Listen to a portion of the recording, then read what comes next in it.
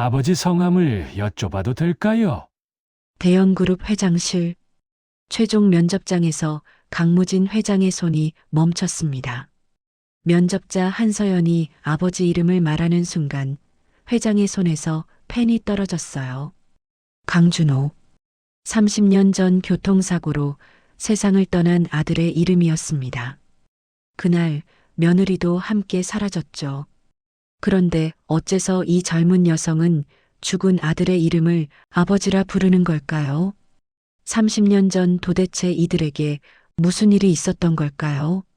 사연 시작 전 구독과 좋아요 눌러주시고 듣고 계신 곳을 댓글로 남겨주시면 그곳에 행복이 가득 머물길 바라겠습니다.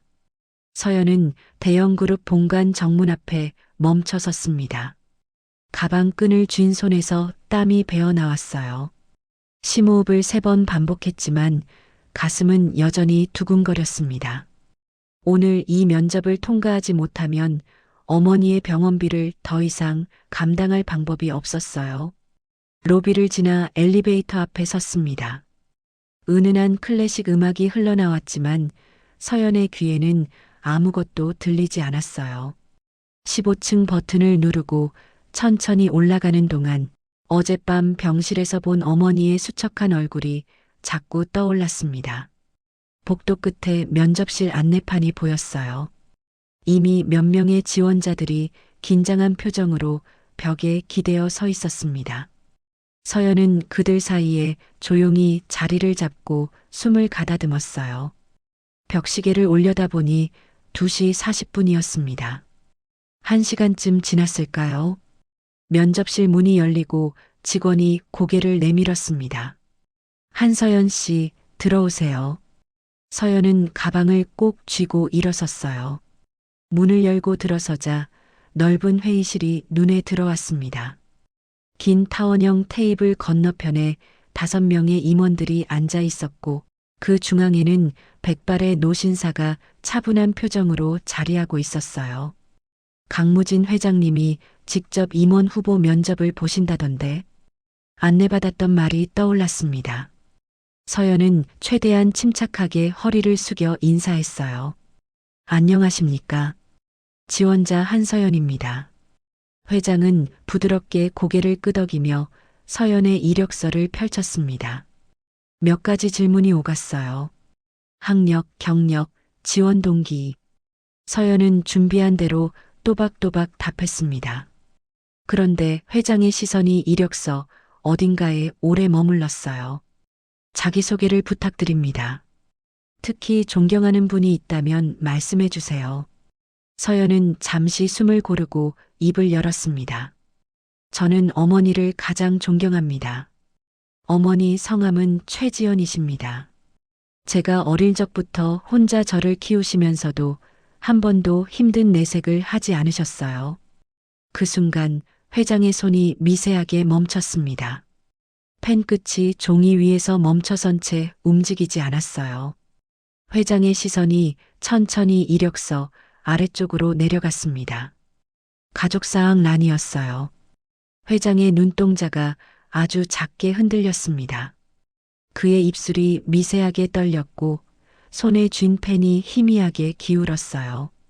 옆에 앉은 임원 한 명이 회장의 표정 변화를 눈치채고 고개를 살짝 기울였습니다. 회장은 몇 초간 침묵했어요. 그러다가 조심스럽게 떨리는 목소리로 물었습니다. 아버지는 혹시 언제 돌아가셨습니까? 서연은 그 질문이 조금 의외였지만 차분하게 대답했어요. 제가 태어나기 전에 사고로 돌아가셨다고 들었습니다. 회장의 눈빛이 깊어졌습니다. 그는 다시 한번 이력서를 내려다보았어요. 그의 손끝이 종이 모서리를 가볍게 쓸었습니다. 성함을 여쭤봐도 될까요? 강준호입니다. 그 이름이 입 밖으로 나오는 순간 회장의 손에서 펜이 떨어졌습니다. 딱 하는 소리가 조용한 회의실에 퍼졌어요. 서연은 깜짝 놀라 회장을 바라봤습니다. 다른 임원들도 모두 회장 쪽으로 시선을 돌렸어요. 회장은 재빨리 펜을 주었지만 그의 얼굴은 이미 창백하게 변해 있었습니다. 그는 몇 번 심호흡을 하더니 억지로 미소를 지었어요. 죄송합니다. 손이 미끄러졌네요. 하지만 그 목소리에는 평정심이 느껴지지 않았습니다. 서연은 뭔가 이상하다는 느낌을 받았지만 감히 묻지 못했어요. 이후 몇 가지 질문이 더 이어졌지만 회장의 태도는 확연히 달라져 있었습니다. 말의 속도가 느려졌고 시선이 자꾸 이력서로 돌아갔어요. 옆에 임원이 대신 질문을 이어받았고 회장은 그저 고개를 끄덕이며 듣고만 있었습니다. 이상으로 면접을 마치겠습니다. 수고하셨습니다. 서연은 인사를 하고 회의실을 나왔어요. 문이 닫히는 순간 뒤에서 무거운 한숨 소리가 들렸습니다. 서연은 복도를 걸으며 계속 그 장면을 떠올렸어요. 회장의 떨리던 손, 창백해진 얼굴, 그리고 떨어진 펜. 내가 뭔가 실수를 한 걸까? 불안한 마음으로 엘리베이터를 탔습니다. 한편 회의실 안에서는 긴 침묵이 흘렀어요. 임원들이 조심스럽게 회장을 바라보았지만 아무도 말을 꺼내지 못했습니다. 회장은 두 손으로 얼굴을 감싸고 깊게 숨을 내쉬었어요. 그는 천천히 손을 내리고 다시 이력서를 펼쳤습니다. 최지연, 강준호. 그 두 이름이 눈앞에서 선명하게 빛났어요. 30년 전 아들이 사고로 죽고 며느리가 사라진 그날이 떠올랐습니다. 아내 오영이는 그날 이렇게 말했었죠. 지연이가 충격을 받아서 딸만 데리고 집을 나갔어요. 아들은 우리에게 남겨두고요. 그 말을 그는 의심 없이 믿었습니다. 슬픔에 잠긴 채로 아무것도 확인하지 않았어요. 하지만 지금 이 이력서를 보니 모든 게 달라 보였습니다. 회장은 책상 서랍을 열었어요. 오래된 가족 사진 한 장이 눈에 들어왔습니다. 사진 속 며느리 최지연의 얼굴과 방금 본 서연의 눈빛이 묘하게 겹쳐졌어요. 회장은 조용히 중얼거렸습니다. 지연, 너는 그동안 어디 있었니? 그의 가슴 속에서 30년 동안 묻혀있던 의문이 천천히 고개를 들기 시작했습니다. 무진은 회의실에 홀로 남아 서연의 이력서를 다시 펼쳤습니다. 형광등 불빛 아래 종이가 희미하게 빛났어요. 이름, 출생연도, 주소. 하나하나 천천히 눈으로 따라갔습니다. 손끝이 미세하게 떨렸어요. 한서연, 1995년 4월 12일생. 그 날짜가 눈에 들어오는 순간 무진의 숨이 잠시 멎었습니다. 30년 전 그날이 선명하게 되살아났어요. 아들 준호가 교통사고로 세상을 떠난 지 이틀 후 며느리 지연이 갑자기 사라졌던 날. 그때 지연은 임신 9개월이었습니다. 무진은 눈을 감았어요. 그날 아내 영희가 했던 말이 귓가에서 생생하게 울렸습니다. 지연이가 충격을 받아서 딸만 데리고 집을 나갔어요. 아들은 우리에게 남겨두고요. 그때는 그 말을 의심하지 않았습니다. 장례식을 치르느라 정신이 없었고 슬픔에 잠긴 채 아무것도 제대로 확인하지 못했어요. 영희가 돌봐주겠다던 손자 도윤만 품에 안고 며느리가 어디로 갔는지 찾으려는 생각조차 하지 못했습니다. 무진은 천천히 자리에서 일어났어요. 책상 서랍을 열고 깊숙이 손을 넣었습니다. 오래된 가족 앨범이 손에 잡혔어요. 먼지가 살짝 묻어 있었습니다. 펼치자 누렇게 바랜 사진들이 나타났어요. 첫 페이지에는 준호와 지연의 결혼식 사진이 있었습니다. 지연은 하얀 드레스를 입고 수줍게 웃고 있었어요. 무진은 그 얼굴을 오래 바라봤습니다. 오늘 면접실에서 본 서연의 눈매, 코, 입술 모양이 하나하나 겹쳐졌어요. 너무 닮았어. 무진의 시선이 사진에서 떨어지지 않았습니다. 사진을 한 장 넘겼어요. 지연이 배가 불러온 모습으로 준호 옆에 서 있는 사진이었습니다. 준호는 지연의 배를 쓰다듬으며 밝게 웃고 있었어요. 무진의 시선이 그 배에 오래 머물렀습니다. 다음 페이지로 넘어갔어요. 장례식 날의 사진이 나왔습니다. 검은 상복을 입은 사람들, 영정 사진 앞에 놓인 국화꽃. 무진은 그날의 공기까지 떠올랐어요. 혼란스러웠던 장례식장. 울음소리가 여기저기서 들렸고 영희는 갓난아기를 안고 조문객들에게 인사를 받고 있었습니다. 그때 무진은 지연이 어디 있는지조차 물어보지 않았어요. 영희가 지연이는 충격이 너무 커서 집에 있다고 했던 말을 그대로 믿었습니다. 무진은 앨범을 천천히 덮었어요. 그리고 책상 위에 놓인 전화기를 들었습니다. 비서실 번호를 눌렀어요. 김 비서, 지금 당장 올라와. 목소리가 평소보다 낮게 깔렸습니다. 5분쯤 지났을까요? 노크 소리가 들리고 비서가 들어왔어요. 무진은 서연의 이력서 사본을 건네며 조용히 말했습니다. 이 사람과 이 사람의 어머니 최지연에 대해 신원 조회를 해. 출생 기록, 병원 기록, 주민등록 이력 전부. 절대 급하게 하지 말고 신중하게. 일주일 정도 시간을 가지고. 비서는 회장의 굳은 표정을 보고 더 이상 묻지 않았어요. 고개를 숙이고 서류를 받아들었습니다. 알겠습니다. 비서가 나가고 다시 방은 고요해졌습니다. 무진은 창밖을 바라봤어요. 해가 저물어가고 있었고 빌딩 숲 사이로 붉은 노을이 번져 있었습니다. 그는 다시 앨범을 펼쳤어요. 준호의 얼굴이 눈에 들어왔습니다. 환하게 웃던 아들의 모습. 무진의 가슴이 먹먹해졌어요. 30년이 지났지만 그리움은 여전했습니다. 사진 속 준호는 28이었어요. 지금 도윤의 나이보다 1살 적었습니다. 무진은 천천히 사진을 쓰다듬었어요. 그리고 작게 중얼거렸습니다. 준호야, 내가 뭘 놓친 걸까? 그 질문에 대답할 사람은 없었습니다. 무진은 앨범을 덮고 의자에 깊이 기댔어요. 천장을 올려다보며 긴 한숨을 내쉬었습니다. 밤이 깊어갔습니다. 무진은 집으로 돌아갔지만 잠을 이루지 못했어요. 침대에 누워 천장을 바라보며 계속 그날을 떠올렸습니다. 영희가 아기를 안고 있던 모습, 지연이 보이지 않던 장례식장, 그리고 아무것도 묻지 않았던 자신. 왜 그때 확인하지 않았을까? 후회가 밀려왔습니다. 무진은 이불을 걷어차고 일어나 서재로 갔어요. 책상 위에는 서연의 이력서, 사본이 놓여 있었습니다. 무진은 그것을 집어들고 다시 한번 읽었어요. 최지연, 강준호. 그 두 이름이 계속 눈에 들어왔습니다. 무진의 손이 천천히 떨렸어요. 그는 서랍을 열고 도윤의 출생 서류를 꺼냈습니다. 먼지가 쌓인 낡은 봉투였어요. 천천히 펼쳐서 날짜를 확인했습니다.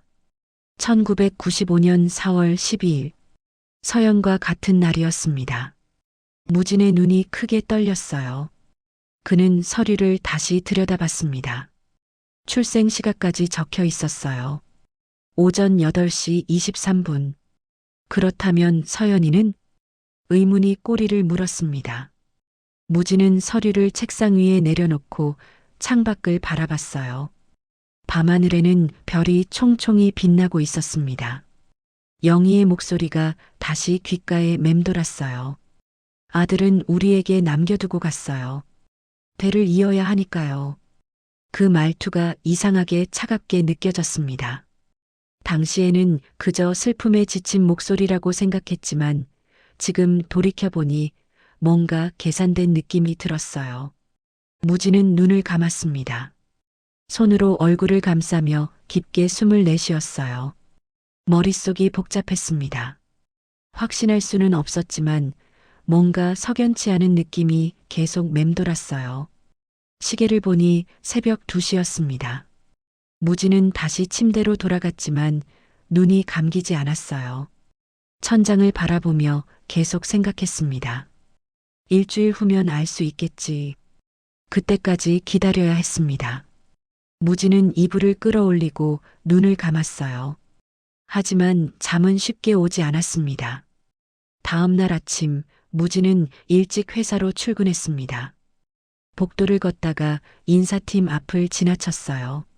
문득 서연이 이제 곧 합격 통보를 받을 거라는 생각이 들었습니다. 무진은 잠시 멈춰 섰어요. 합격시켜야 할까? 고민이 됐습니다. 하지만 곧 고개를 저었어요. 면접 점수는 충분히 높았고 서연은 실력으로 여기까지 온 사람이었습니다. 개인적인 의심 때문에 그 기회를 빼앗을 수는 없었어요. 무진은 다시 걸음을 옮겼습니다. 회장실 문을 열고 들어가 창밖을 바라봤어요. 아침 햇살이 건물 사이로 쏟아지고 있었습니다. 책상 위에 놓인 서연의 이력서가 다시 눈에 들어왔습니다.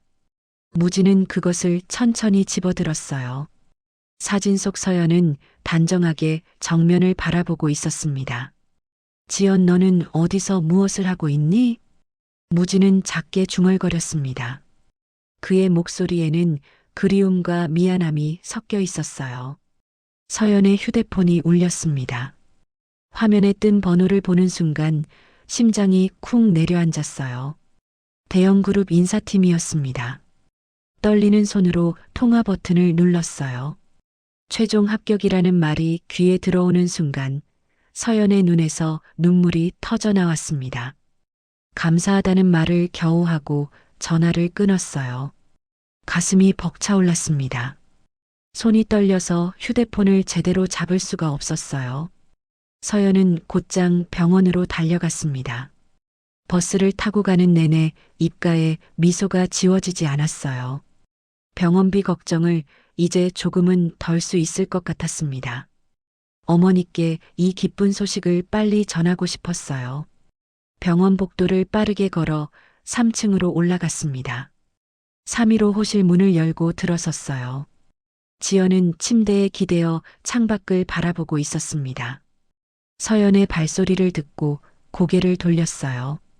서연은 환하게 웃으며 합격 소식을 전했습니다. 대형 그룹에 붙었다고 이제 병원비 걱정을 덜 수 있을 거라고 말했어요. 지연은 처음엔 딸의 환한 얼굴을 보며 천천히 미소를 지었습니다.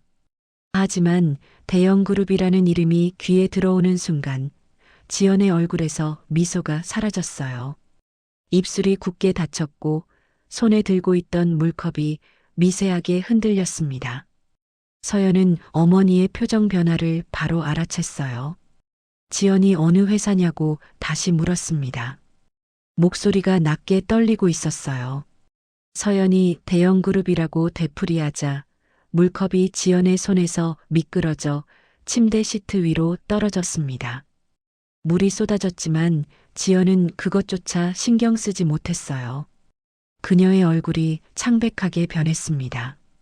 지연은 작게 고개를 저으며 안 된다고 말했습니다. 그 회사만은 절대 안 된다고 했어요. 목소리가 떨리고 있었습니다. 서연은 당황해서 어머니를 바라봤어요. 이해할 수 없었습니다. 서연은 대형 그룹이 얼마나 좋은 회사인지 설명하려 했습니다. 급여도 좋고 복지도 훌륭하다고 말했어요. 하지만 지연의 태도는 단호했습니다. 그런 건 다 필요 없으니 그 회사는 다니면 안 된다고 했어요. 서연이 이유라도 말해달라고 했습니다. 왜 안 되는 건지 물었어요. 지연은 입술을 깨물었습니다. 시선이 창밖으로 향했어요. 한참을 침묵하다가 그냥 싫어서 그런 거라고만 대답했습니다. 그게 무슨 이유냐고 서연이 물었습니다. 이렇게 힘들게 준비했는데 합격도 했는데 왜 갑자기 그러냐고 따졌어요. 지연은 딸의 이름을 불렀습니다. 목소리에 간절함이 묻어났어요. 제발 엄마 말을 들어달라고, 다른 회사로 가라고 애원했습니다. 서연의 가슴이 답답했습니다. 눈물이 차올랐지만 참았어요. 어머니의 표정이 너무나 진지했습니다. 뭔가 말하지 못하는 이유가 있는 것 같았지만 도무지 짐작이 가지 않았어요. 서연은 일단 생각해보겠다고 힘없이 대답하고 병실을 나왔습니다. 복도를 걸으며 눈물을 닦았어요. 기쁨이 한순간에 무너져 내렸습니다. 집으로 돌아오는 버스 안에서 휴대폰 진동이 울렸어요. 문자 메시지였습니다. 병원 측에서 온 독촉장이었어요. 미납 금액 350만 원을 이번 달 안에 납부해달라는 내용이었습니다. 서연은 화면을 오래 바라봤습니다. 손끝이 차갑게 식어갔어요. 350만 원. 지금 당장 마련할 수 있는 돈이 아니었습니다. 대형그룹 월급이 없으면 감당할 수 없는 금액이었어요. 서연은 입술을 깨물었습니다. 어머니께 죄송했지만 지금 상황에서는 선택의 여지가 없었어요. 이번만큼은 자기 선택을 해야겠다고 마음먹었습니다. 한편 병실에 혼자 남은 지연은 창밖을 멍하니 바라보고 있었습니다. 눈에서 눈물이 주르륵 흘러내렸어요. 손이 떨렸습니다. 30년 전 기억이 선명하게 떠올랐습니다. 남편이 세상을 떠나고 뱃속의 아이들이 곧 태어날 거라는 두려움에 떨던 그날. 시어머니 오영이가 차갑게 말했던 장면이 눈앞에 펼쳐졌어요. 딸만 데리고 나가라는 말. 아들은 강씨 집안에 남겨두고 가라는 명령. 지연이 둘 다 자기가 키우겠다고 애원했지만 소용없었습니다. 오영이는 대를 이을 아이는 강씨 집안에 있어야 한다며 단호하게 말했어요. 딸 하나만 데리고 나가든지 아니면 둘 다 두고 혼자 나가든지 선택하라고 했습니다. 지연의 가슴이 찢어지는 것 같았습니다. 갓 태어난 쌍둥이를 두고 하나를 선택해야 하는 상황. 그녀는 울면서 딸을 안고 집을 나왔어요. 아들의 울음소리가 뒤에서 들렸지만 돌아볼 수 없었습니다. 지연은 눈을 감았습니다. 그때의 아픔이 지금도 생생했어요. 밤이 깊어갈수록 기억은 더 선명해졌습니다. 잠을 이룰 수가 없었어요. 지연은 침대에서 일어나 천천히 옷장으로 갔습니다. 서랍 깊숙한 곳에 손을 넣어 오래된 봉투를 꺼냈어요. 먼지가 묻어 있었습니다. 봉투를 열자 누렇게 바랜 출생 증명서가 나왔어요. 쌍둥이 출산 기록. 첫째 여아, 둘째 남아. 1995년 4월 12일. 지연의 손끝이 종이 위를 천천히 쓸었습니다. 눈물이 증명서 위로 떨어졌어요. 그녀는 작게 중얼거렸습니다. 아들에게 미안하다고, 엄마가 지키지 못해서 미안하다고 속삭였어요. 지연은 증명서를 가슴에 안고 작게 흐느꼈습니다. 30년 동안 감춰왔던 비밀, 딸에게조차 말하지 못했던 진실. 이제 서연이 그 집으로 들어가려 하고 있었어요. 지연은 증명서를 다시 봉투에 넣고 서랍 깊숙이 숨겼습니다. 그리고 침대로 돌아와 이불을 뒤집어 썼어요. 밤새 잠들지 못하고 천장만 바라봤습니다. 아침이 밝았습니다. 지연의 얼굴은 창백했고 눈가에는 다크서클이 짙게 내려앉아 있었어요.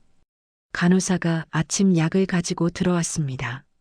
어젯밤에 잘 잤냐고 물었지만 지연은 고개를 저었어요.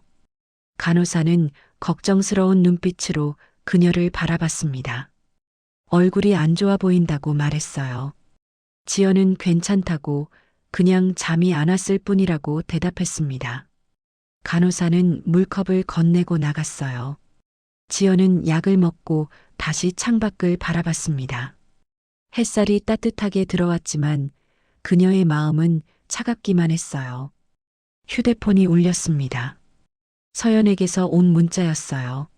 미안하다는 말과 함께 그래도 일단 출근은 하겠다는 내용이었습니다. 병원비 때문에 어쩔 수 없다며 조금만 이해해달라고 적혀 있었어요. 지연은 휴대폰을 꽉 쥐었습니다. 눈물이 다시 흘러내렸어요.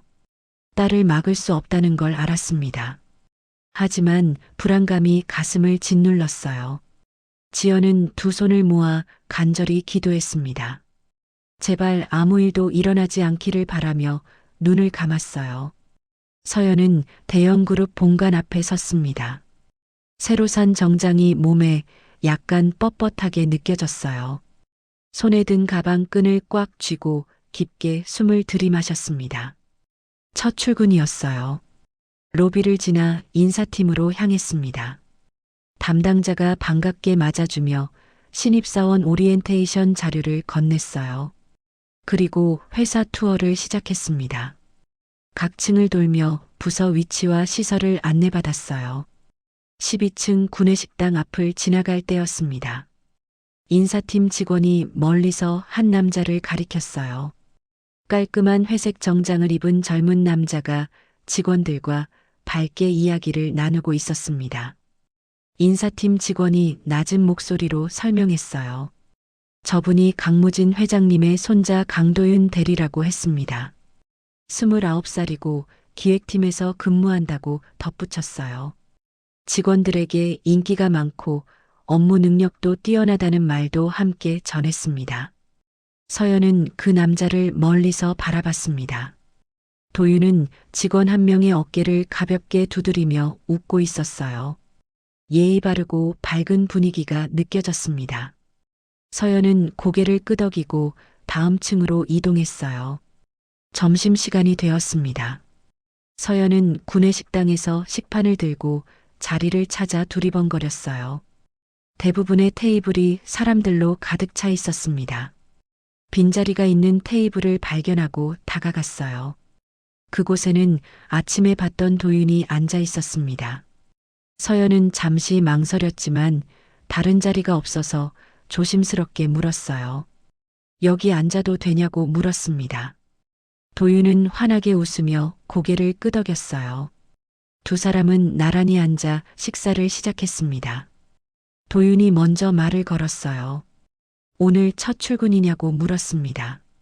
서연이 그렇다고 대답하자 도윤은 축하한다며 미소 지었어요. 서연은 식판 위의 음식을 보며 매운 반찬을 자연스럽게 피해갔습니다. 국물 요리와 나물 반찬을 집었어요. 도윤도 똑같이 매운 반찬을 건너뛰고 비슷한 메뉴를 선택하고 있었습니다.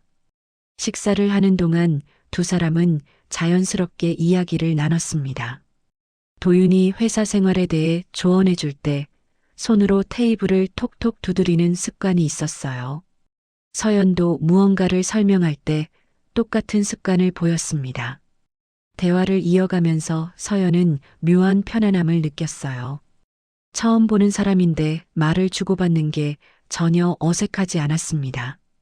도윤의 말투 템포도 자신과 비슷했어요. 한 문장이 끝나고 다음 말을 시작하는 사이의 간격이 거의 일치했습니다. 도윤도 비슷한 감정을 느끼고 있었습니다.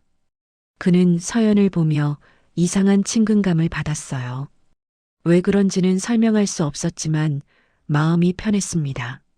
마치 오래 알던 사람과 이야기하는 것처럼 자연스러웠어요. 식사를 마치고 서연은 자리에서 일어났습니다. 도윤에게 잘 먹었다고 인사했어요. 도윤도 고개를 끄덕이며 업무 중에 모르는 게 있으면 언제든 물어보라고 말했습니다. 서연은 감사하다는 표정을 지으며 식당을 나왔어요. 오후 내내 서연은 신입 교육을 받았습니다. 하지만 머릿속에서 점심시간이 계속 떠올랐어요. 도윤과 앉아 있을 때 느꼈던 그 편안함. 설명할 수 없는 감정이었습니다. 서연은 고개를 저으며 다시 교육 자료에 집중했어요. 퇴근 시간이 되었습니다. 서연은 가방을 챙겨 엘리베이터를 탔어요. 1층 로비로 내려가는 동안 오늘 하루를 되짚어 봤습니다. 첫 출근치고는 무난했어요. 회사 분위기도 좋았고 사람들도 친절했습니다. 집으로 가는 버스 안에서 서연은 창밖을 바라봤습니다. 석양이 건물 사이로 지고 있었어요. 오늘 만난 사람들의 얼굴이 하나씩 떠올랐습니다. 그 중에서도 도윤의 모습이 유독 선명하게 기억에 남았어요. 집에 도착해 문을 열고 들어갔습니다. 신발을 벗으며 어머니께 전화를 걸었어요. 지연이 받았습니다. 오늘 첫 출근 어땠냐고 물었어요. 서연은 괜찮았다고 대답했습니다. 그리고 점심시간에 회장님 손자를 만났다고 말했어요. 기획팀에서 일하는 도윤이라는 사람이라고 덧붙였습니다. 전화 너머로 잠깐 침묵이 흘렀어요. 서연은 어머니가 왜 대답이 없는지 이상하게 여겼습니다. 엄마, 들리냐고 물었어요. 지연은 한참 후에야 작게 대답했습니다. 들린다고, 조심해서 다니라고만 말했어요. 서연은 무슨 뜻인지 이해하지 못했지만 알았다고 대답하고 전화를 끊었어요. 소파에 앉아 가방을 내려놓으며 긴 한숨을 내쉬었습니다. 첫날이라 피곤했어요. 한편 병실에서 전화를 끊은 지연은 휴대폰을 천천히 내려놓았습니다. 창밖을 바라보는 그녀의 눈빛이 흔들렸어요. 손을 꽉 쥐었다가 천천히 펴냈습니다. 지연은 침대에 누워 천장을 바라봤습니다. 숨을 깊게 들이마시고 내쉬었어요. 간호사가 저녁 식사를 가져왔지만 지연은 손도 대지 않았습니다. 그날 저녁 도윤은 집으로 돌아왔습니다. 현관문을 열고 들어서자 거실에서 불빛이 새어나왔어요. 회장 무진이 소파에 앉아 책을 읽고 있었습니다. 도윤은 할아버지에게 인사를 하고 옆에 앉았어요. 무진은 책을 덮으며 오늘 하루 어땠냐고 물었습니다. 도윤은 괜찮았다고 대답했어요. 무진은 고개를 끄덕이며 다시 책을 펼쳤습니다. 도윤은 자리에서 일어나 방으로 들어갔어요. 무진은 홀로 거실에 남았습니다. 책을 읽는 척했지만 눈은 한 페이지에 오래 머물러 있었어요. 무진은 책을 천천히 덮고 창밖을 바라봤습니다. 밤하늘에 별이 총총히 빛나고 있었어요. 그는 깊게 숨을 내쉬었습니다. 비서에게 지시한 조사 결과가 곧 나올 것입니다. 며칠만 더 기다리면 알 수 있을 거예요. 무진은 소파에서 일어나 서재로 향했습니다. 책상 서랍을 열고 서연의 이력서, 사본을 다시 꺼냈어요. 이력서 사진 속 서연의 얼굴을 오래 바라봤습니다. 무진의 눈빛이 깊어졌어요. 그는 이력서를 다시 서랍에 넣고 불을 껐습니다. 밤이 깊어갔습니다. 세 곳에서 세 사람이 각자의 생각에 잠겨 있었어요. 서연은 침대에 누워 오늘 만난 도윤을 떠올렸고, 지연은 병실에서 잠들지 못하고 있었으며, 무진은 서재 의자에 앉아 창밖을 바라보고 있었습니다. 출근 사흘째 되는 날, 서연은 팀 배치 공지를 받았습니다. 신입사원 교육이 끝나고 본격적으로 부서에 배정되는 날이었어요. 서연은 기획팀으로 발령받았습니다. 기획팀 사무실 문을 열고 들어서자 익숙한 얼굴이 보였어요. 도윤이 책상 앞에 앉아 서류를 검토하고 있었습니다. 그가 고개를 들어 서연을 보고는 환하게 웃었어요. 팀장이 서연을 소개했습니다. 앞으로 함께 일할 신입이라고 말했어요. 도윤은 자리에서 일어나 서연에게 악수를 청했습니다. 두 사람의 손이 잠깐 맞닿았어요. 서연의 자리는 도윤 책상에서 두 칸 떨어진 곳이었습니다. 짐을 정리하며 주변을 둘러봤어요. 깔끔하게 정돈된 사무실이었습니다. 도윤의 책상도 눈에 들어왔어요. 서류가 종류별로 정리되어 있고 펜꽂이도 가지런했습니다. 첫 업무가 배정되었습니다. 신규 프로젝트 자료 정리였어요. 도윤도 같은 프로젝트에 투입됐습니다. 팀장이 둘에게 협력해서 진행하라고 지시했어요. 오전 내내 두 사람은 나란히 앉아 자료를 검토했습니다. 도윤이 엑셀 파일을 열어 데이터를 정리하기 시작했어요. 서연도 자신의 컴퓨터에서 같은 작업을 했습니다. 두 사람의 정리 방식이 놀라울 정도로 비슷했어요. 항목을 분류하는 순서, 색깔로 구분하는 방법까지 거의 일치했습니다. 점심시간이 되었습니다. 도윤이 식당에 가자고 말했어요. 서연은 고개를 끄덕이고 자리에서 일어났습니다. 엘리베이터를 기다리는 동안 도윤이 손목 시계를 보며 시간을 확인했어요. 서연도 똑같이 손목시계를 보고 있었습니다. 12층 식당에 도착했습니다. 오늘 메뉴는 불고기 정식이었어요. 두 사람은 각자 식판을 들고 배식대 앞에 섰습니다. 서연이 밥을 적게 달라고 했어요. 도윤도 앞에서 똑같이 밥을 적게 달라고 하고 있었습니다. 식사를 하며 도윤이 프로젝트에 대해 설명했습니다. 서연은 고개를 끄덕이며 들었어요. 도윤이 말을 할 때 포크로 반찬을 집는 습관이 있었습니다. 서연도 듣는 동안 똑같이 포크를 만지작거리고 있었어요. 오후에 회의가 잡혔습니다. 팀 전체가 모여 프로젝트 방향을 논의하는 자리였어요. 서연과 도윤은 나란히 앉았습니다. 팀장이 의견을 물었어요. 도윤이 먼저 발표했습니다. 프로젝트 일정을 단계별로 나눠서 진행하는 게 좋겠다고 말했어요. 서연도 비슷한 생각이었습니다. 도윤의 발표가 끝나자 서연이 손을 들었어요. 자신도 단계별 접근이 효율적이라고 생각한다며 구체적인 방법을 덧붙였습니다. 팀장이 두 사람의 의견을 듣고 고개를 끄덕였어요. 신입인데 벌써 호흡이 잘 맞는다고 말했습니다. 다른 팀원들도 동의하는 눈빛을 보냈어요. 회의가 끝나고 사무실로 돌아왔습니다. 서연은 책상에 앉아 회의 내용을 정리하기 시작했어요. 노트를 꺼내 핵심 내용을 메모했습니다. 글씨를 쓰는 속도가 빨랐어요. 중요한 부분은 별표로 표시했습니다. 도윤도 자신의 책상에서 똑같이 노트에 정리하고 있었습니다. 그의 메모 방식도 서연과 비슷했어요. 핵심 단어 중심으로 간결하게 쓰고 중요한 부분에 별표를 그렸습니다. 며칠이 지났습니다. 두 사람은 프로젝트를 진행하며 더 자주 붙어 다니게 됐어요. 자료를 찾으러 자료실에 갈 때도 함께였고 외부 미팅에도 같이 참석했습니다. 어느 날 오후 두 사람은 동시에 커피 머신 앞에 섰습니다. 서연이 버튼을 누르려다 도윤과 눈이 마주쳤어요. 도윤이 먼저 하라며 손짓했습니다. 서연은 아메리카노 버튼을 눌렀어요. 도윤도 똑같이 아메리카노를 선택했습니다.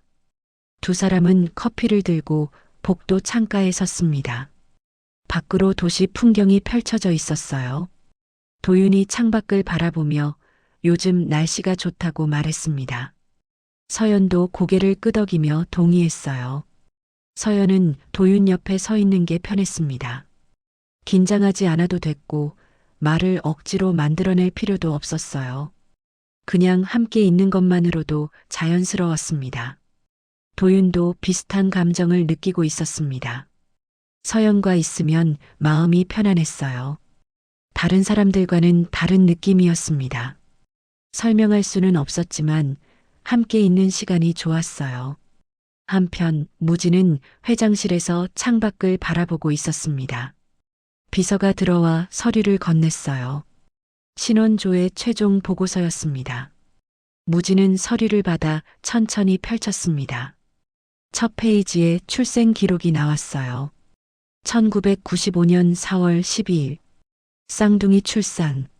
첫째 여아, 둘째 남아. 무진의 손이 미세하게 떨렸습니다. 그는 다음 페이지로 넘겼어요. 병원 기록, 주민등록 이력이 상세하게 적혀 있었습니다. 모든 정보가 그의 예상을 확인시켜주고 있었어요. 무진은 서류를 책상 위에 내려놓았습니다. 두 손으로 얼굴을 감싸고 깊게 숨을 내쉬었어요. 30년 만에 밝혀지는 진실. 그의 가슴이 무거워졌습니다. 비서가 조용히 서 있었습니다. 무진은 고개를 들어 비서를 바라봤어요. 그리고 낮은 목소리로 말했습니다. 오영희를 내일 이 시간에 회장실로 부르라고 지시했어요. 비서는 고개를 숙이고 나갔습니다.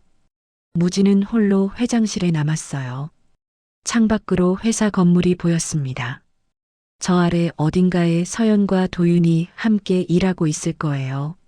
무진은 눈을 감았습니다. 준호의 얼굴이 떠올랐어요. 아들이 살아있었다면 지금쯤 48이었을 겁니다. 무진의 눈가에 주름이 깊게 패였어요. 그날 저녁 서연과 도윤은 함께 야근을 했습니다. 프로젝트 마감이 다가와 자료를 정리해야 했어요. 사무실에는 두 사람만 남아 있었습니다. 도윤이 커피를 타러 가겠다고 말했어요. 서연 것도 같이 타오겠다고 했습니다. 서연은 고맙다고 대답했어요. 도윤은 자판기 앞에서 아메리카노 2잔을 뽑았습니다. 커피를 마시며 두 사람은 다시 작업을 이어갔습니다. 밤이 깊어갔어요.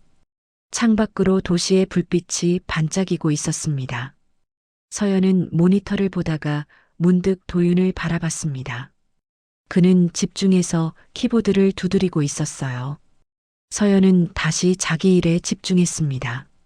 하지만 마음 한편이 따뜻했어요. 도윤도 가끔 서연 쪽을 힐끗 봤습니다. 그녀가 진지하게 일하는 모습이 보기 좋았어요. 도윤은 작게 미소 지으며 다시 화면에 집중했습니다. 자정이 가까워졌습니다. 두 사람은 동시에 작업을 마무리했어요. 도윤이 먼저 자리에서 일어나며 수고했다고 말했습니다. 서연도 고개를 끄덕이며 감사하다고 답했어요. 엘리베이터를 타고 내려가는 동안 둘은 말이 없었습니다. 하지만 침묵이 불편하지 않았어요. 1층에 도착해 각자 집으로 향했습니다. 버스에 앉아가는 동안 서연은 창밖을 바라봤습니다. 오늘도 도윤과 함께 일했어요. 점점 더 편해지는 것 같았습니다. 서연은 작게 미소 지었어요. 다음 날 오후 3시 오영이가 회장실 문을 열고 들어왔습니다. 무진이 안쪽으로 들어오라고 손짓했어요. 영희는 천천히 따라 들어갔습니다. 회장실 책상 위에는 서류 한 묶음이 놓여 있었습니다. 무진은 창가에 서서 밖을 바라보고 있었어요. 영희는 책상 앞에 섰습니다. 무진이 천천히 몸을 돌렸습니다. 그의 얼굴에는 표정이 없었어요. 책상으로 다가가 서류를 손으로 가볍게 두드렸습니다. 영희의 시선이 그 서류로 향했어요. 무진은 서류를 펼쳐 영희 앞으로 밀었습니다. 출산 기록이었어요. 1995년 4월 12일. 쌍둥이 출산. 첫째 여아, 둘째 남아. 영희의 얼굴이 순간적으로 굳었습니다. 무진이 조용히 물었습니다. 왜 이 기록에는 아이가 둘이라고 되어 있냐고 물었어요. 당신은 분명히 딸 하나만 데리고 지연이 도망갔다고 했었다고 말했습니다. 영희는 시선을 피했습니다. 책상 모서리를 바라보며 입술을 꾹 다물었어요. 손끝이 미세하게 떨리고 있었습니다. 무진이 다시 물었습니다. 목소리가 낮게 깔렸어요. 30년 동안 무슨 일이 있었던 건지 말해달라고 했습니다. 영희는 여전히 대답하지 않았어요. 긴 침묵이 흘렀습니다.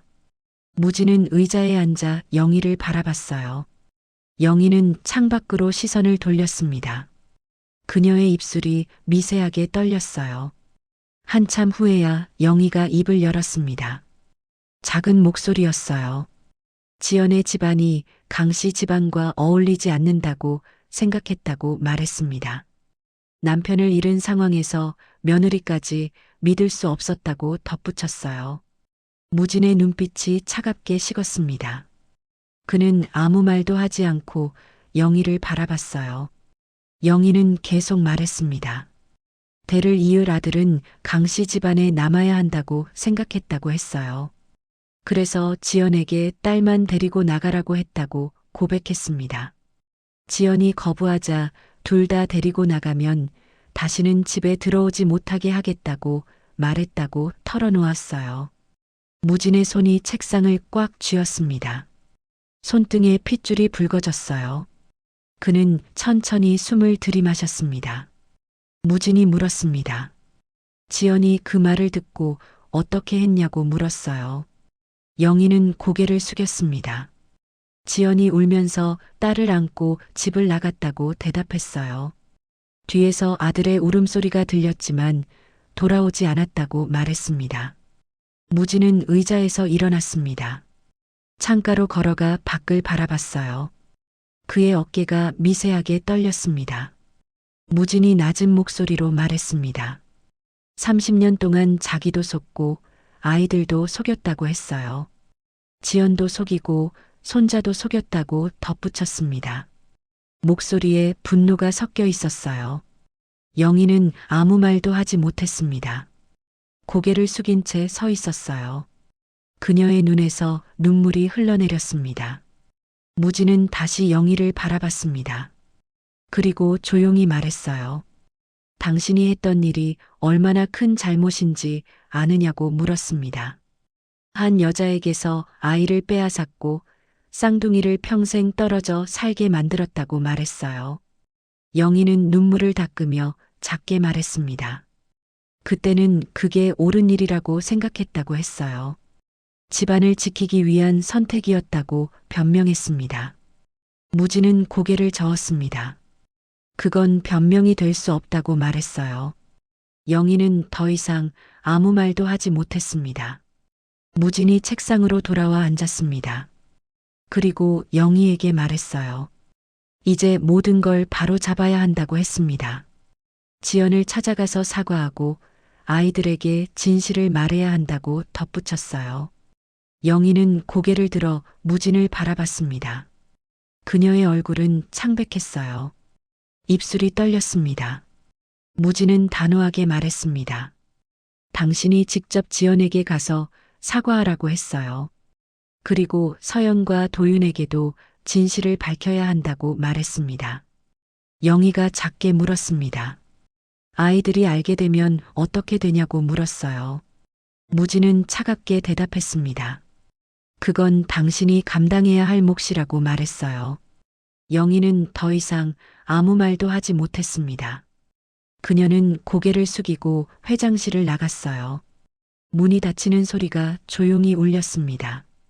무진은 홀로 회장실에 남았습니다. 책상 위의 출산 기록을 다시 바라봤어요. 쌍둥이라는 글자가 눈에 들어왔습니다. 무진은 의자에 깊이 기대었습니다.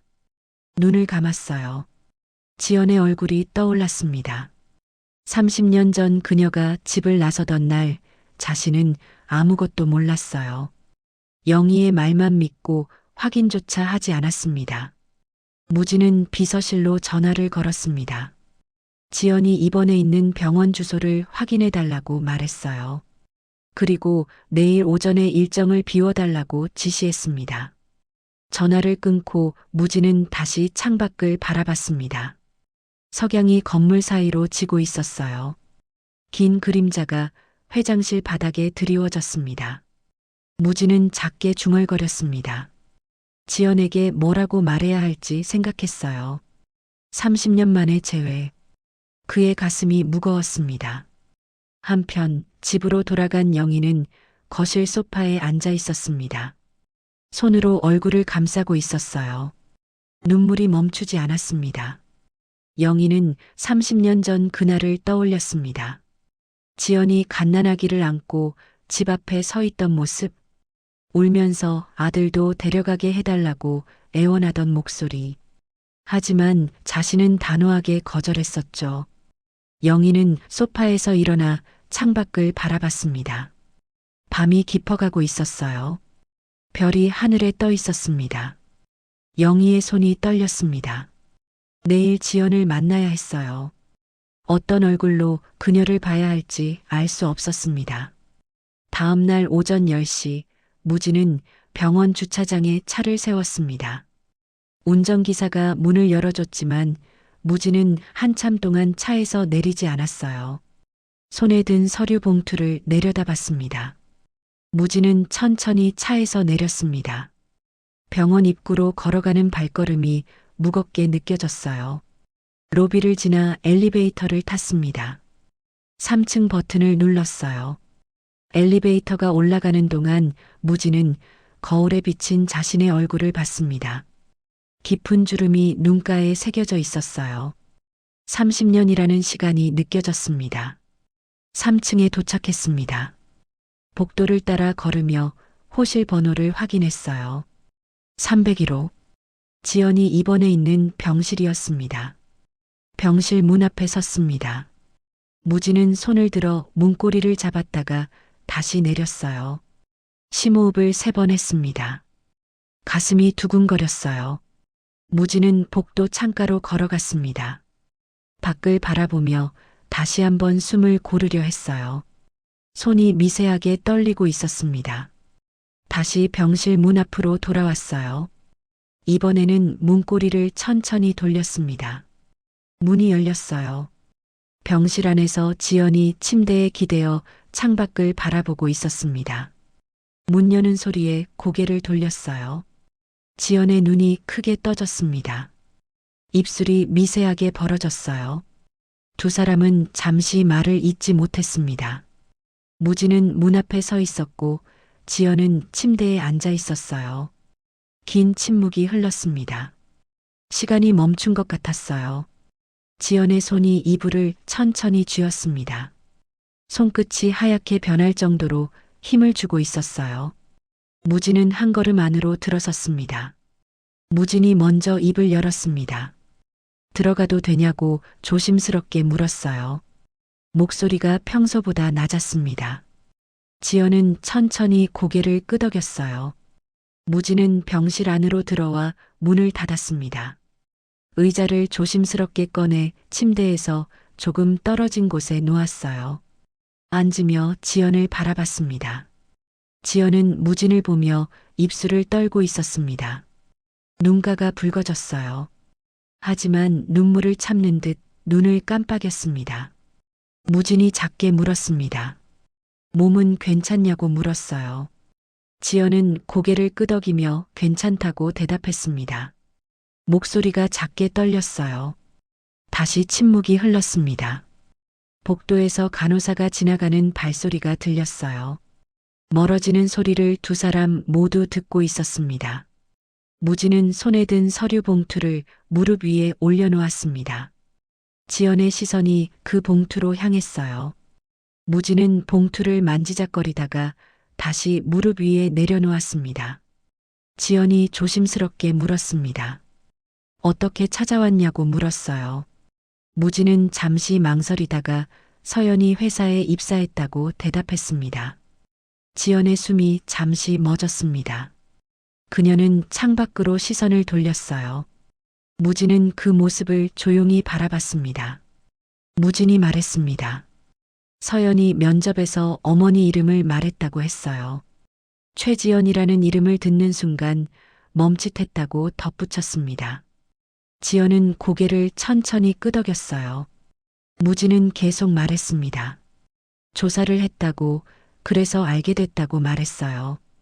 지연은 여전히 창밖만 바라보고 있었습니다. 지연이 작게 물었습니다. 도윤이는 아느냐고 물었어요. 무진은 고개를 저었습니다. 아직 모른다고, 아무도 모른다고 대답했어요. 지연의 눈에서 눈물이 흘러내렸습니다. 손으로 얼굴을 가렸어요. 어깨가 미세하게 떨렸습니다. 무진은 자리에서 일어나지 않았습니다. 지연이 진정할 때까지 기다렸어요. 창밖으로 햇살이 들어오고 있었습니다. 먼지가 빗속에서 천천히 떠다니고 있었어요. 한참 후에야 지연이 손을 내렸습니다. 눈가를 닦으며 무진을 바라봤어요. 무진도 지연을 바라보고 있었습니다. 무진이 말했습니다. 영희에게 들었다고 했어요. 무슨 일이 있었는지 알게 됐다고 덧붙였습니다.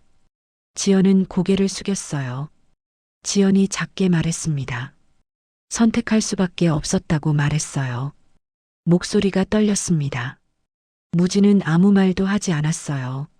지연은 계속 말했습니다.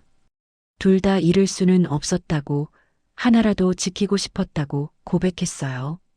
무진은 고개를 천천히 끄덕였습니다. 무진이 말했습니다. 자기가 확인했어야 했다고 했어요. 그때 제대로 알았어야 했다고 말했습니다. 지연은 고개를 저었어요. 두 사람은 다시 침묵했습니다.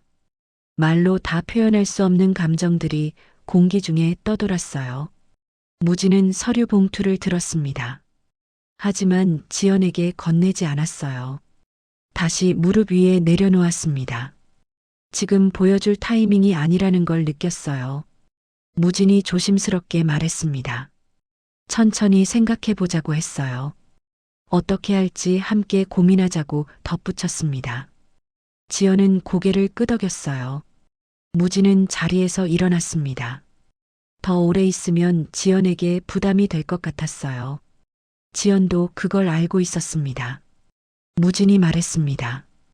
다시 오겠다고 했어요. 그때 천천히 이야기하자고 덧붙였습니다. 지연은 작게 고개를 끄덕였어요. 무진은 병실 문을 열고 나갔습니다. 문이 천천히 닫혔어요. 복도에 홀로 선 무진은 깊게 숨을 내쉬었습니다.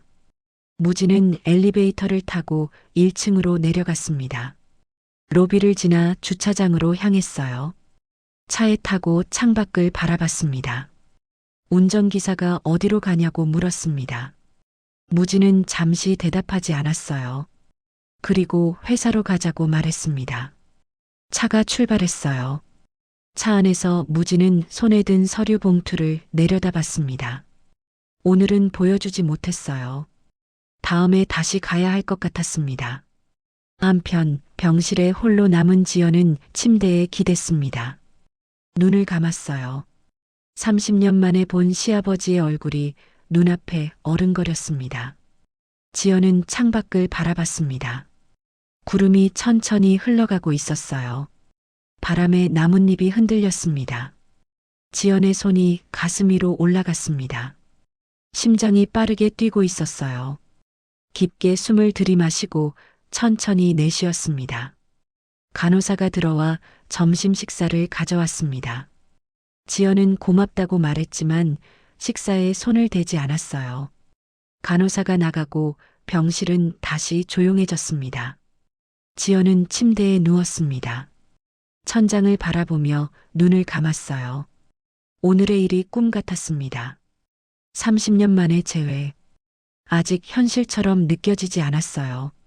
지연은 작게 중얼거렸습니다. 이제 어떻게 될까 혼잣말했어요. 대답은 없었습니다. 오후 햇살만 창문을 통해 조용히 들어오고 있었어요. 며칠이 지났습니다. 무진은 지연을 2번 더 만났어요. 병원 정원 벤치에 앉아 조금씩 이야기를 나눴습니다. 과거의 일들을, 아이들에 대해서, 앞으로의 일들을 천천히 풀어갔어요. 3번째 만남이 끝나고 무진은 결심했습니다. 이제 아이들에게 말해야 할 때라고 생각했어요. 지연도 동의했습니다. 2 사람은 함께 아이들을 부르기로 했어요. 그날 오후 서연은 회장실로 오라는 연락을 받았습니다. 갑작스러운 호출이라 당황스러웠어요. 혹시 업무에서 실수라도 했나 걱정하며 회장실로 향했습니다. 회장실 앞에 도착하니 도윤이 먼저 와 있었습니다. 그도 방금 도착한 모양이었어요. 2 사람은 서로를 보며 고개를 갸웃거렸습니다. 도윤이 작게 물었습니다. 왜 불렀는지 아냐고 물었어요. 서연은 고개를 저었습니다. 자기도 모른다고 대답했어요. 비서가 문을 열어줬습니다. 2 사람은 나란히 회장실 안으로 들어갔어요. 무진이 책상 앞에 앉아 있었습니다. 표정이 평소보다 무거워 보였어요. 무진은 소파 쪽을 가리켰습니다. 앉으라는 손짓이었어요. 서연과 도윤은 나란히 소파에 앉았습니다. 무진도 맞은편 소파로 왔어요. 긴 침묵이 흘렀습니다. 무진은 2 손을 무릎 위에 올려놓고 서연과 도윤을 번갈아 바라봤어요. 2 사람은 긴장한 표정으로 회장을 바라봤습니다. 무진이 천천히 입을 열었습니다. 오늘 할 이야기가 쉽지 않다고 말했어요. 하지만 반드시 해야 하는 말이라고 덧붙였습니다. 서연의 손끝이 미세하게 떨렸습니다. 도윤도 긴장한 표정으로 할아버지를 바라봤어요. 무진은 다시 침묵했습니다. 어떻게 시작해야 할지 고민하는 듯 했어요. 그리고 조용히 말했습니다. 너희 둘은 남매라고 말했어요. 서연과 도윤은 동시에 무진을 바라봤습니다. 두 사람의 눈이 크게 떠졌어요. 잠시 정적이 흘렀습니다. 도윤이 먼저 반응했습니다. 작게 웃으며 무슨 말씀이냐고 물었어요. 농담처럼 들렸습니다. 서연도 어색하게 웃었어요. 하지만 무진의 표정은 변하지 않았습니다. 그는 여전히 진지한 얼굴로 두 사람을 바라보고 있었어요. 서연과 도윤의 웃음이 천천히 멈췄습니다. 무진이 다시 말했습니다. 농담이 아니라고 했어요.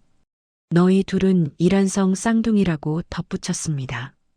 서연의 얼굴이 창백해졌습니다. 도윤은 소파에서 몸을 앞으로 기울이며 할아버지를 바라봤어요. 입술이 떨렸습니다. 무진은 천천히 이야기를 시작했습니다. 30년 전 일을 하나씩 풀어놓았어요. 준호가 사고로 세상을 떠난 일, 지연이 쌍둥이를 낳았던 일, 오영이가 아이 하나만 남기라고 강요했던 일. 서연은 손을 꽉 쥐고 있었습니다. 손톱이 손바닥에 박힐 정도로 힘을 주고 있었어요. 눈에서 눈물이 고였지만 참으려 애썼습니다. 도윤은 할아버지의 말을 듣는 동안 한 번도 눈을 깜빡이지 않았습니다. 얼굴에서 모든 표정이 사라졌어요. 그저 멍하니 앉아 있었습니다. 무진은 계속 말했습니다.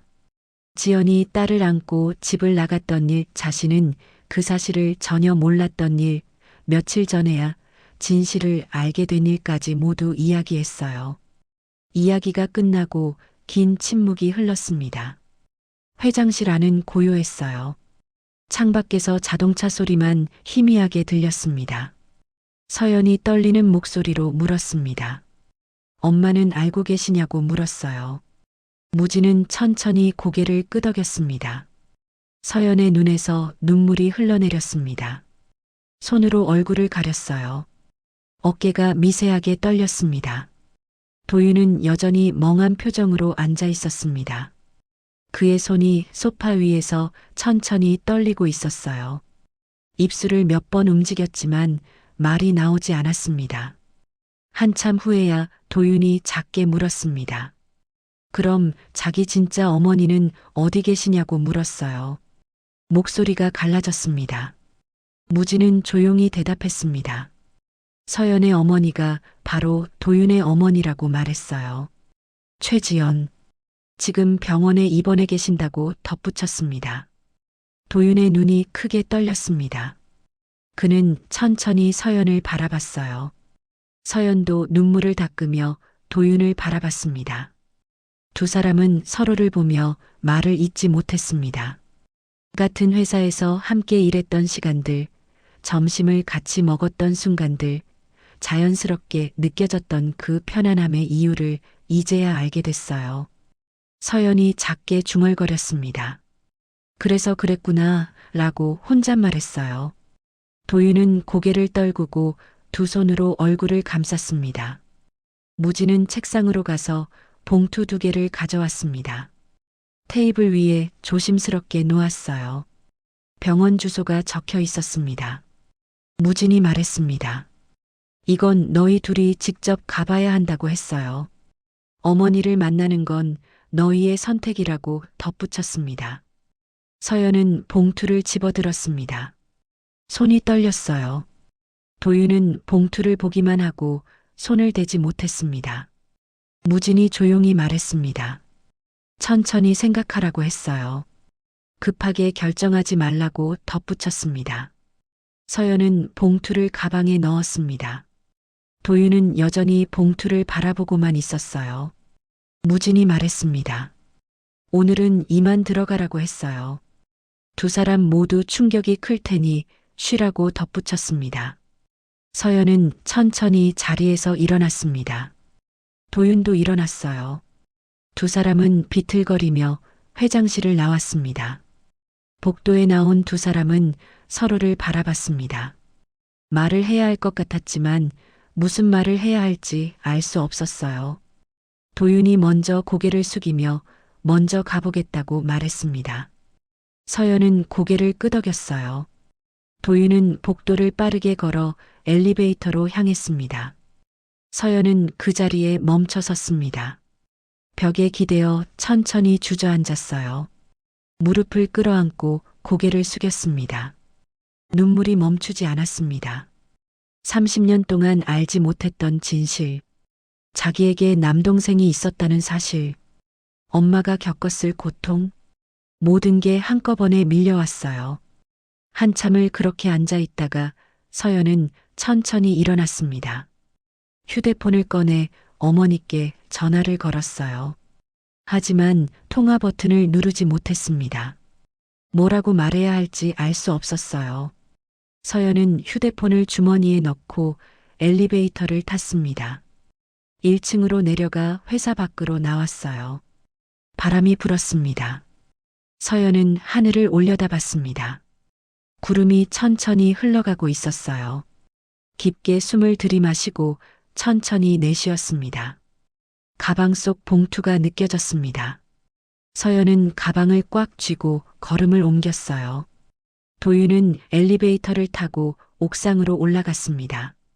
문을 밀고 나가자 차가운 바람이 얼굴을 스쳤어요. 옥상 난간 쪽으로 걸어갔습니다. 도시 풍경이 발밑으로 펼쳐져 있었습니다. 자동차들이 개미처럼 움직이고 있었어요. 도윤은 난간에 손을 올리고 깊게 숨을 들이마셨습니다. 머릿속이 하얗게 비었습니다. 할아버지가 했던 말들이 귓가에서 맴돌았어요.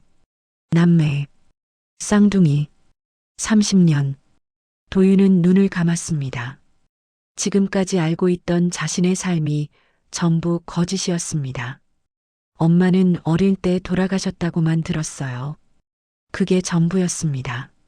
하지만 진실은 달랐어요. 도윤은 두 손으로 얼굴을 감쌌습니다. 숨이 막혔어요. 가슴이 답답했습니다. 옥상 문이 열리는 소리가 들렸습니다. 도윤은 고개를 돌리지 않았어요. 발소리가 천천히 가까워졌습니다. 누군가 도윤 옆에 섰어요. 서연이었습니다. 그녀도 난간에 손을 올리고 앞을 바라봤어요. 두 사람은 말없이 서 있었습니다. 바람이 불었습니다. 서연의 머리카락이 바람에 흔들렸어요. 도윤은 옆에 선 서연을 힐끗 봤습니다. 그녀도 눈이 붉어져 있었어요. 긴 침묵이 흘렀습니다. 두 사람 모두 입을 열지 않았어요. 멀리서 사이렌 소리가 들렸습니다. 도윤이 작게 말했습니다. 믿기지 않는다고 말했어요. 서연은 고개를 끄덕였습니다. 자기도 그렇다고 대답했어요. 도윤은 다시 침묵했습니다. 손으로 난간을 꽉 쥐었어요. 손등에 핏줄이 붉어졌습니다. 서연이 조심스럽게 물었습니다. 어떻게 할 거냐고 물었어요. 도윤은 대답하지 않았습니다. 한참 후에야 도윤이 입을 열었습니다. 가봐야 할 것 같다고 말했어요. 서연은 고개를 돌려 도윤을 바라봤습니다. 도윤이 계속 말했습니다. 어머니를 만나야 할 것 같다고 했어요. 서연은 천천히 고개를 끄덕였습니다. 도윤이 물었습니다. 같이 가겠냐고 물었어요. 서연은 잠시 망설이다가 고개를 저었습니다. 먼저 혼자 가보라고 말했어요. 도윤은 서연을 바라봤습니다. 서연은 작게 미소 지으며 괜찮다고 말했어요. 도윤은 고개를 끄덕이고 옥상 문으로 향했습니다. 도윤은 회사를 나와 택시를 잡았습니다. 주머니에서 봉투를 꺼내 주소를 확인했어요. 기사에게 주소를 알려줬습니다. 택시가 출발했습니다. 도윤은 창밖을 바라봤어요. 거리에 사람들이 지나갔습니다. 평범한 오후였어요. 30분쯤 지나 병원에 도착했습니다. 도윤은 택시에서 내려 병원 입구를 바라봤어요. 발걸음이 떨어지지 않았습니다. 한참을 그렇게 서 있다가 천천히 걸어 들어갔습니다. 로비를 지나 엘리베이터를 탔어요. 3층 버튼을 눌렀습니다. 엘리베이터가 올라가는 동안 도윤은 거울 속 자신을 봤습니다. 얼굴이 창백했어요. 눈가가 붉어져 있었습니다. 3층에 도착했습니다. 문이 열리고 도윤은 천천히 복도로 나왔어요. 호실 번호를 확인하며 걸었습니다. 315호. 지연이 입원한 병실이었습니다. 도윤은 문 앞에 멈춰 섰어요. 손을 들어 문고리를 잡았습니다. 하지만 돌리지 못했어요. 손을 내렸습니다. 다시 손을 들었다가 또 내렸어요. 도윤은 복도 벤치에 앉았습니다. 두 손을 모으고 깊게 숨을 들이마셨어요. 가슴이 두근거렸습니다. 간호사가 지나가며 괜찮냐고 물었습니다. 도윤은 고개를 끄덕이며 괜찮다고 대답했어요. 간호사는 걱정스러운 표정으로 가버렸습니다. 도윤은 다시 일어났습니다. 병실 문 앞에 섰어요. 이번에는 문고리를 천천히 돌렸습니다. 문이 열렸어요. 병실 안에서 지연이 침대에 기대어 창밖을 바라보고 있었습니다. 문 여는 소리에 고개를 돌렸어요. 도윤과 눈이 마주쳤습니다. 지연의 눈이 크게 떠졌습니다. 입술이 떨렸어요. 손이 이불을 움켜쥐었습니다. 도윤은 문 앞에 서서 움직이지 못했습니다. 지연을 바라보고만 있었어요. 두 사람은 말을 잇지 못했습니다. 한참의 침묵 끝에 도윤이 작게 말했습니다. 떨리는 목소리로 엄마라고 불렀어요. 지연의 눈에서 눈물이 순간적으로 쏟아졌습니다. 손이 크게 떨렸어요. 입술을 여러 번 움직였지만 말이 나오지 않았습니다. 지연이 겨우 물었습니다. 도윤이냐고 작게 물었어요. 목소리가 갈라졌습니다. 도윤은 천천히 고개를 끄덕였습니다. 병실 안으로 한 걸음 들어갔어요. 문이 뒤에서 천천히 닫혔습니다. 도윤은 침대 옆으로 걸어갔습니다. 지연은 눈물을 흘리며 도윤을 바라봤어요. 손을 들어 도윤의 얼굴을 보려 했지만 떨려서 제대로 움직이지 못했습니다. 도윤은 침대 옆에 섰습니다. 지연을 내려다봤어요. 서연과 닮은 부분이 보였습니다. 눈매, 코, 입술 모양. 지연이 떨리는 손을 내밀었습니다. 도윤은 그 손을 잡았어요. 지연의 손이 차가웠습니다. 지연이 울먹이며 말했습니다. 미안하다고 말했어요. 지키지 못해서 미안하다고 반복했습니다. 도윤은 아무 말도 하지 못했습니다. 지연의 손을 꽉 쥐고 있었어요. 눈에서 눈물이 흘러내렸습니다.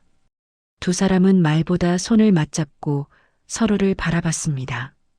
30년의 시간이 그 사이에 흐르고 있었어요. 병실 문이 조심스럽게 열렸습니다. 서연이 들어왔어요. 그녀는 침대 옆에 선 도윤과 지연을 봤습니다. 서연은 천천히 다가갔습니다.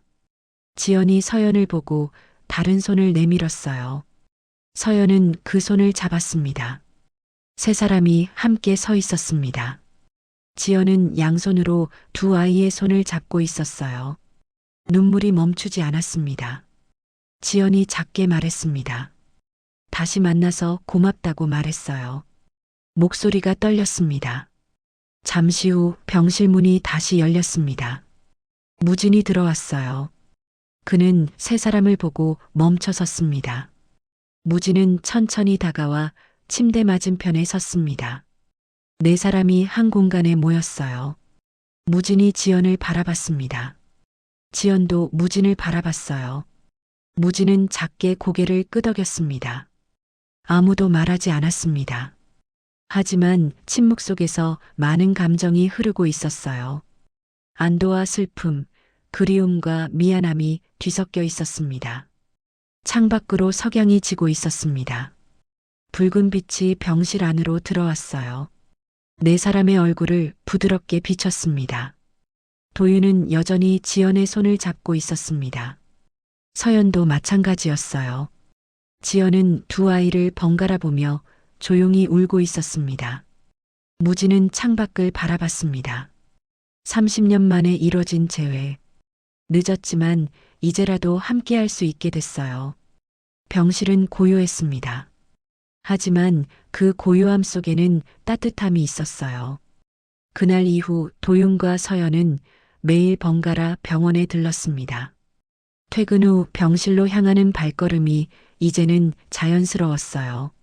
지연은 두 아이가 올 시간이 되면 병실 문을 바라보며 기다렸습니다. 무지는 병원비와 치료비 전액을 지원했습니다. 지연이 거절했지만 무지는 단호했어요. 이건 자기가 해야 할 일이라고 말했습니다. 일주일이 지났습니다. 어느 날 오후 병실 문이 조심스럽게 열렸어요. 지연은 서연이나 도윤이 온 줄 알고 고개를 돌렸습니다. 하지만 문 앞에 선 사람은 오영이었어요. 지연의 얼굴이 굳었습니다. 영희는 문 앞에 서서 지연을 바라봤어요. 두 사람은 잠시 말을 잇지 못했습니다. 영희가 천천히 안으로 들어왔습니다. 손에 작은 꽃다발을 들고 있었어요. 침대 옆 의자로 다가가 조심스럽게 앉았습니다. 지연은 영희를 바라봤습니다. 표정이 복잡했어요. 영희는 고개를 숙이고 있었습니다. 긴 침묵이 흘렀습니다. 영희의 손이 무릎 위에서 떨리고 있었어요. 지연은 창밖을 바라봤습니다. 영희가 작게 말했습니다. 미안하다고 말했어요. 목소리가 떨렸습니다. 지연은 대답하지 않았습니다. 영희는 계속 말했어요. 30년 전 자기가 한 일이 얼마나 큰 잘못이었는지 이제야 깨달았다고 고백했습니다.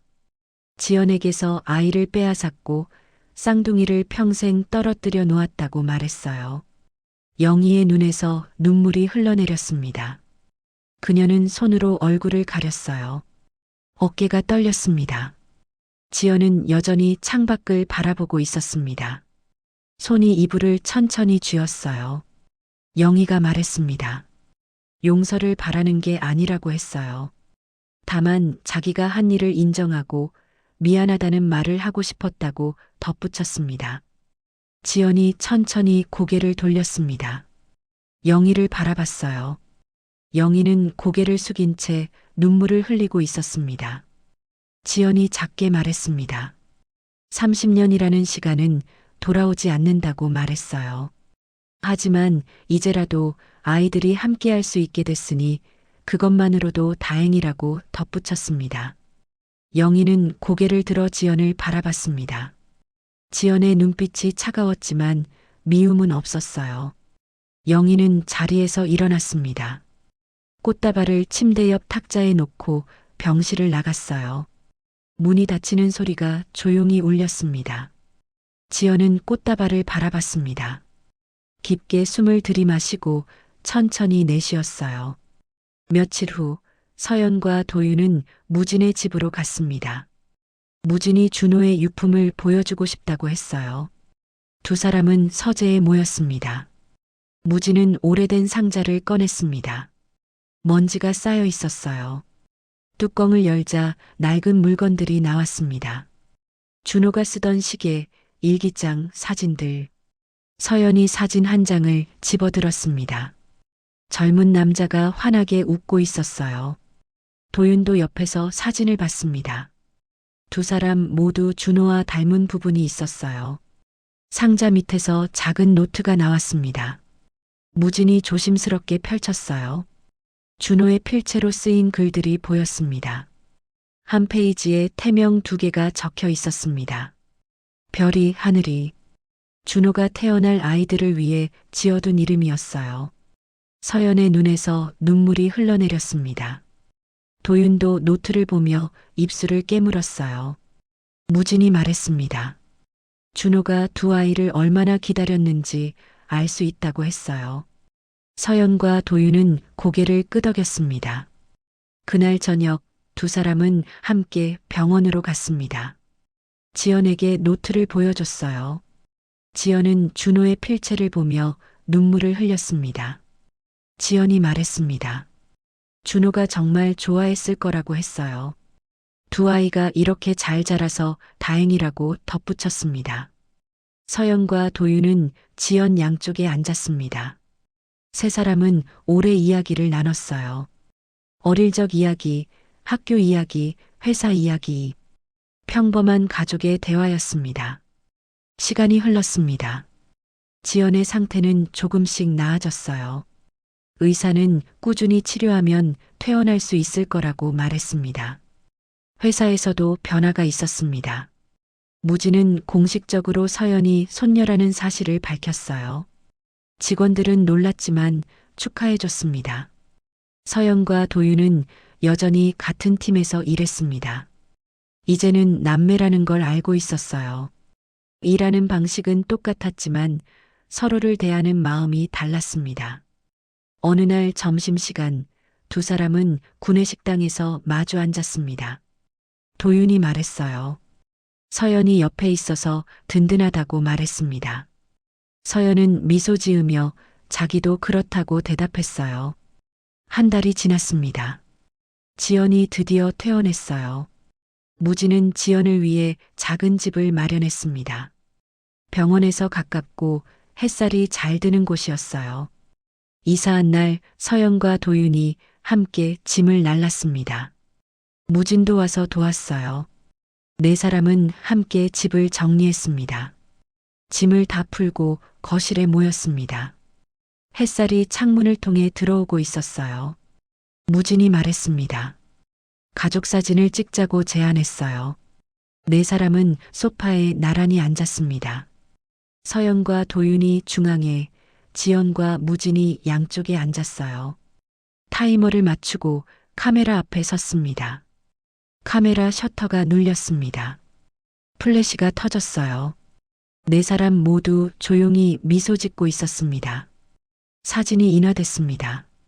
무진은 그 사진을 액자에 넣어 거실벽에 걸었어요. 30년 만에 완성된 가족의 모습이었습니다. 저녁이 되었습니다. 네 사람은 함께 식사를 했어요. 지연이 직접 요리한 음식이었습니다.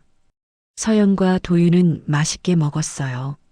식사 후 거실에 모여 차를 마셨습니다. 창밖으로 별이 보였어요. 도윤이 창밖을 바라보며 말했습니다. 아버지가 지어준 태명이 별이었다고 했어요. 지연이 고개를 끄덕이며 말했습니다. 준호는 두 아이가 별처럼 빛나길 바랐다고 했어요.